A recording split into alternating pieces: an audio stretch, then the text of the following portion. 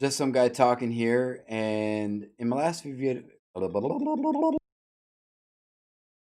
just some guy talking here, and in my last few videos, I've been talking about communication a lot, like a lot. And I finished my last video by saying that when you trigger cognitive dissonance in somebody else, you trigger that response that they have where they're going to reject whatever you're saying because your facts or opinions conflict with the vision or image that they have of themselves, the perception that they have of their own ideas, um, that I have no freaking idea what to do.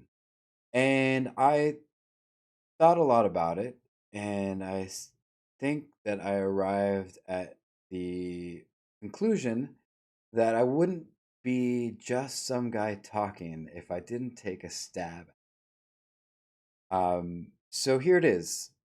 When you are faced with the probability that whatever you say, the conversations that you engage in are not going to convince the other person to change their mind or move from the position that they hold or the perceptions that they have, what do? You listen. And I know that sounds so simplistic, but it's so true. If you Google quotes about listening, you come up with hundreds of really good quotes by people who are so much more well known and probably a lot smarter than me.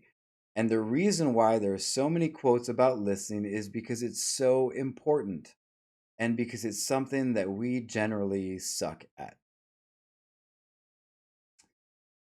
If that statement makes you feel a little defensive, then you should keep listening because it's something that you probably suck at. I know I suck at it. I mean, here's the thing: most of us listen for things that somebody else will say that will trigger things that we can say.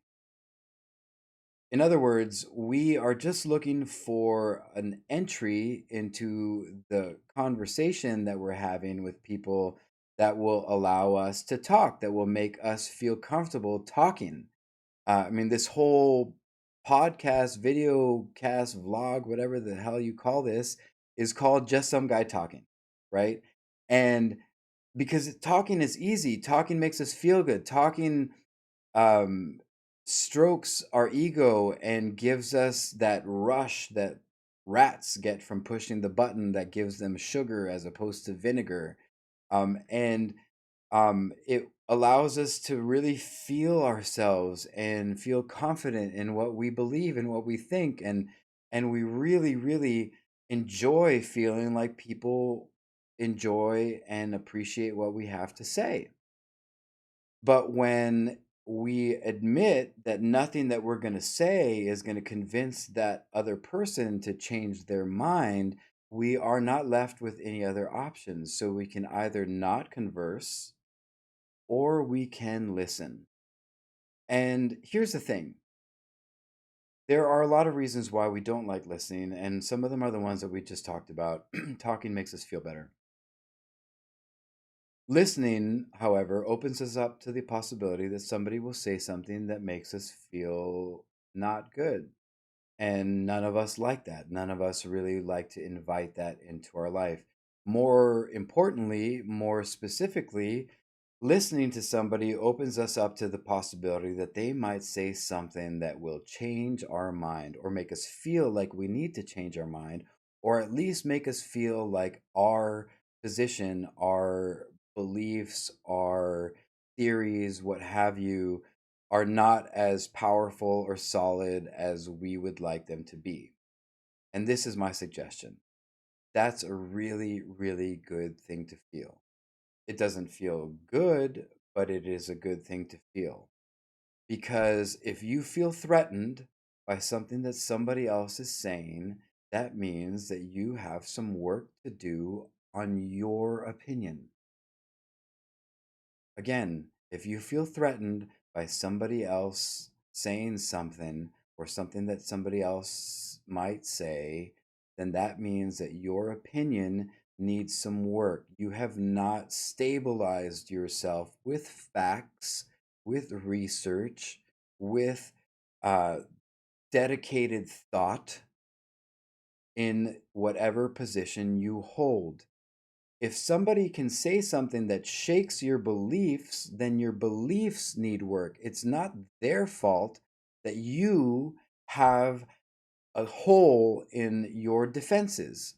If somebody pokes their finger or their words into a vulnerability in your thought process, in your argument, and that makes you mad, take a step back and think to yourself, why is it that I'm getting mad? It's probably because you don't know how to defend yourself against whatever it is that they're saying. And that realization, whether your theory, your stance, your position is right or wrong ultimately, that realization is helpful. It's healthy. It's good for us to feel threatened sometimes because it makes us fortify our thoughts. And when I say fortify, I don't mean retreat behind some kind of pat talking point or some snide or I'm blanking on the word, but when you just attack somebody, some, just uh, knee jerk response. I mean, fortify by actually going and again doing the work to make sure that what you believe is actually right. And most of us don't do that. We don't like it when somebody makes us feel like we don't know what we're talking about, and we don't go looking for the things that will show us that maybe there are some things that we think that we believe that aren't right. That's why we lie sometimes. That's why we bluster. That's why we get defensive. That's why we go on the attack. And so, listen, if you're in a situation where you're having conversations with somebody who keeps on making you feel threatened by what they say or what they believe, take that as a gift. Go back and think about this and go, all right, this guy keeps saying this. This girl keeps saying this. This woman keeps saying this to me. And every time she says it, I don't know what to say.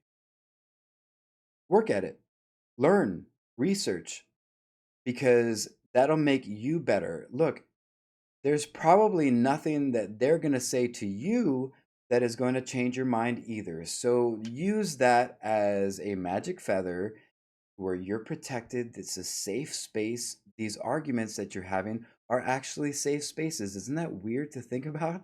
Like you actually can, just like you can't convince them of your point, they're probably not going to convince you of their point. So you're safe. So take those, moments where you feel like I'm a little bit out of my depth here, digest them, go back and do some work. Get better at your side of whatever issue you're passionate about. Because if you don't, you're just kind of being lazy. And that's not going to help anything. All right, that's it. Just some guy talking. I'll talk to you later.